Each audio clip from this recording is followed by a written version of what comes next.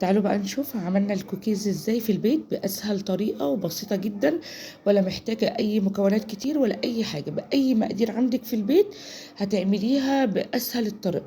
هنا بقى كنت طلعته أصلا من الفرن خلاص، وهنا حطيت اللي دي في النص عشان أعرف الايه اللي بالكاكاو استوى ازاي. يعني الصينيه اللي هي معموله بالكاكاو ديت حطيت فيها طبعا واحده بالفانيليا عشان اعرف ايه استوت ازاي. ببيضه واحده هنعمل احلى كوكيز في البيت واحسن من المحلات بكتير. هنا معايا المقادير: بيضايه واحده بدرجه حراره المطبخ، وكوبايه الا ربع من السكر البودر، ورشه فانيليا. طبعا بيض يبقى ايه لازم نحط معاه فانيليا. وهنا معايا كوبايه الا ربع من الزبده. طيب انا ما عنديش زبده، اعمل ايه؟ احلى حاجه في الوصفه دي يا بنات، ممكن تعمليها بالزيت عادي جدا، يعني بتمشي معاكي باي حاجه، بس يكون زيت ملوش ريحه. والزبده تبقى لو هتعمليه بالزبده تبقى درجه حراره المطبخ تبقى سايحه معاكي.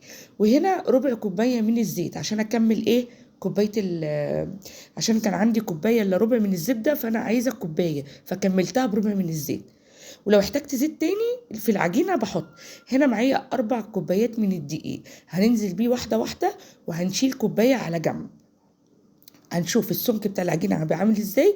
لو حسيتي العجينة معاكي لسه بتلزق وطرية هتنزلي بقية الدقيق. هننزل بمعلقة من اللبن البودر، موجود مش موجود خلاص عادي جدا مش مهم يعني، بس هو بيعزز الطعم. وربع معلقة من البيكنج باودر اللي هو الكيك شيف. ما تكتريش عشان ما ينفش منك قوي ويبوظ منك في الفرن. ورشة ملح بسيطة، ولو مش يعني مش عايزة تحطي عشان ما يحدقش منك ولا حاجه، يبقى بناقص منه مش مشكله ذره الملح. هنا بقى ايه؟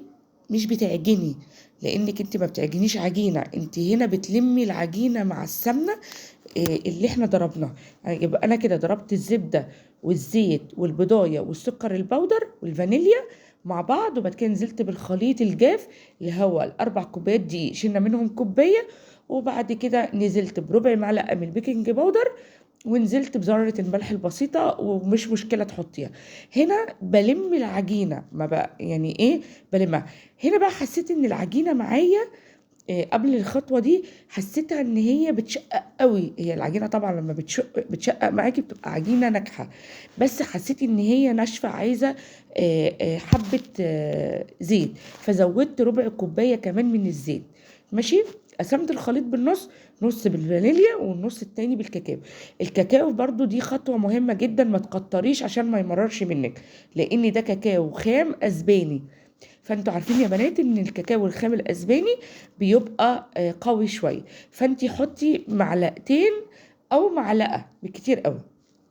هنا هنجيب بقى العجينه اللي بالفانيليا، وهننزل عليها بحبه من الشوكليت شيبس. برضو الخطوه دي اختياري مش اجباري. وبعد كده هتبداي تعمليها كوره كده في ايديكي، وبتعجني على طول، يعني بتشتغلي في العجينه على طول. ما عايزه تحطيها في التلاجة شويه براحتك، بس اشتغلي فيها على طول هتيجي نتيجه حلوه قوي. هنا كنت بوريكم عايزه تعمليها بالطريقه دي، انا ما حبيتش، حسيت ان هي ايه بيقع منها. هنا خلاص بقى دخلت على درجه حراره في الرف الاوسط على درجه حراره 160، ما تبقاش نار عاليه قوي. وعمل معايا زي ما انتم شايفين كده. يا رب الفيديو يعجبكم، واشوفكم في فيديو جديد.